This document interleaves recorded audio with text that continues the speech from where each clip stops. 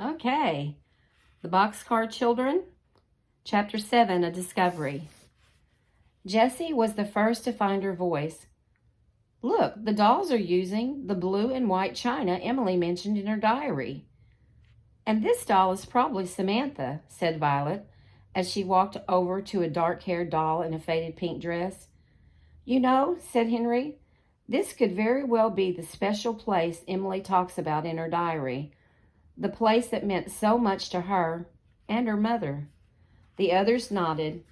And besides, said Benny, they are all having tea. Emily talks about tea in the first line of her riddle. That's right, said Henry.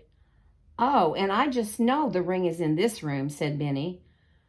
Well, the obvious place to look is near the dumbwaiter, said Henry. Right, said Jessie, as she looked around the room for the little door. Here's the dumbwaiter, said Benny, as he rushed over to the far wall. He poked his head inside the dumbwaiter's doors. He noticed a small hole near the dumbwaiter's shaft. Oh, look, he said excitedly. This would be a great place to hide the ring. While the others looked over his shoulder, Benny put his fingers in the hole. Plaster crumbled from the wall. Did you find it? Asked Violet. Benny shook his head. No, there's nothing here. The Aldens searched and searched. They looked inside and outside of the dumbwaiter, in all the cracks in the wall, under tables and chairs and dishes, and in all the corners and crannies of the room. They went downstairs for lunch and came back with their grandfather and more flashlights. Still, they could not find the ring. Oh, where could it be? Benny said. I don't know, said Henry, shaking his head. We've looked everywhere in this room. Do you think someone found the ring before us and took it? Asked Jessie.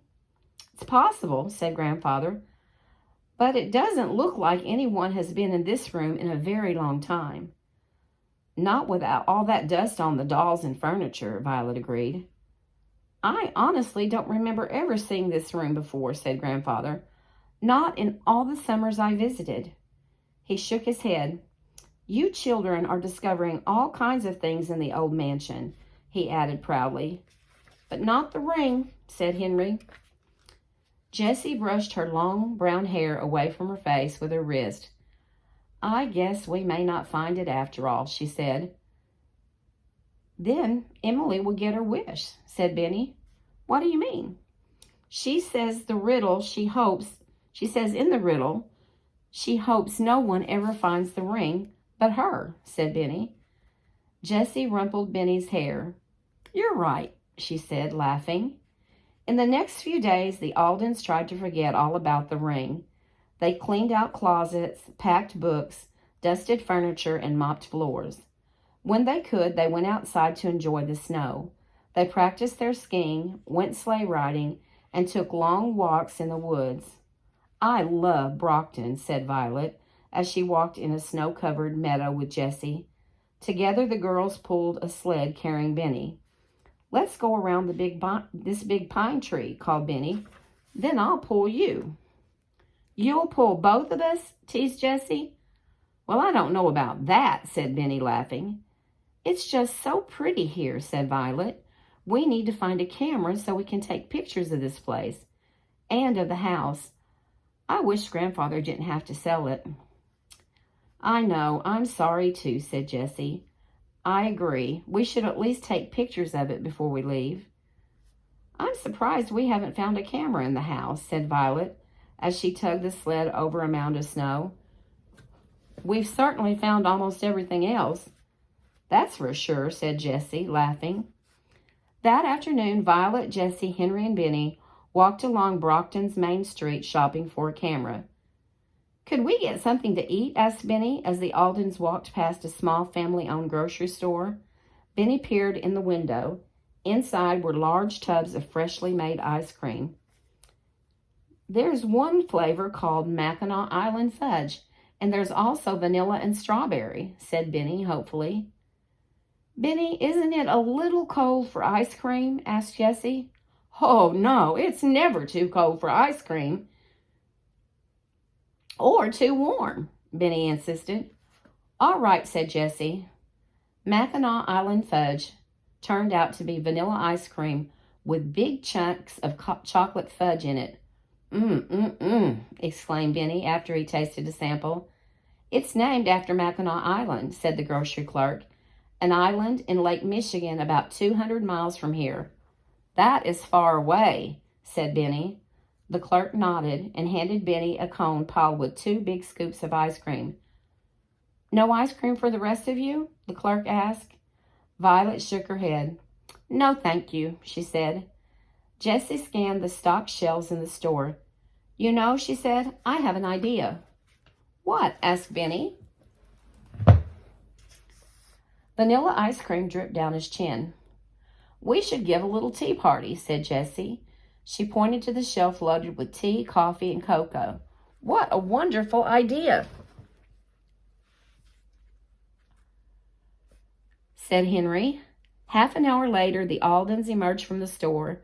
Jessie carried a shopping bag filled with bread, jam, cream, cocoa, and other goodies. When should we give our tea party? Asked Benny. Whenever we're in the right mood, answered Jessie. But first, let's find a camera. The Aldens passed a sporting goods store, a bakery, an antique shop, and a deli. At the end of the block stood a small store with a big window displaying an antique desk, some old paintings, an old radio, and a camera. Look, said Violet, pointing excitedly at the camera. Let's go inside.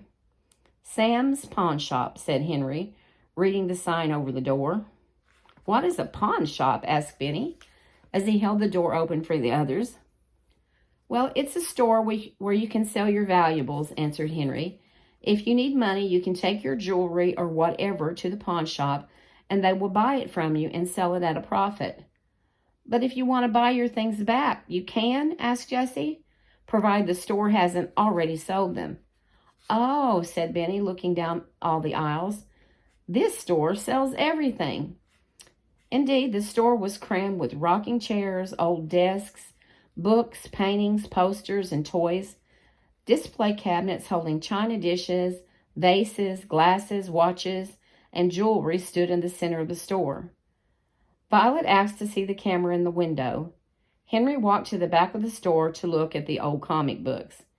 Benny rushed over to the toys, and Jessie strolled around the big glass display cabinet looking at all the jewelry. Aren't those bracelets pretty?